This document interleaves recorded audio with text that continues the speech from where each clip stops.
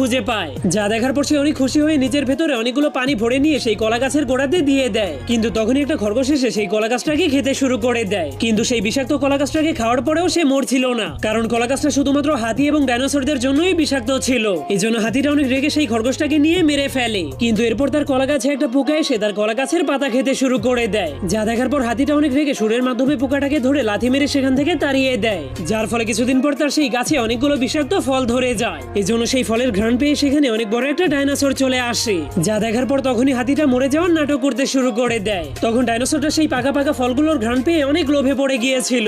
এই জন্য হাতিটা তার একটা চোখ খুলে দেখতে শুরু করে সেই ডাইনোসরটা কি করছে। তখন ডাইনোসর নিজের লোভ সামলাতে না পেরে সেই পুরো গাছটাকেই খেয়ে ফেলে, যা দেখার পর হাতিটা অনেক খুশি হয়ে জলদি করে দাঁড়িয়ে পড়ে। তখন ডাইনোসর অল্প একটু হাঁটার পরেই হঠাৎ করে মরে পড়ে যায়, যা দেখার পর হাতিটা অনেক খুশি হয়ে ডাইনোসরটাকে টেনে টেনে তার ঘরের মধ্যে নিয়ে যায়। এরপর ডাইনোসরের সবগুলো মাংস খাওয়া শেষ হলেই তার কঙ্কালটাকে বাহিরে নিয়ে ফেলে দেয়।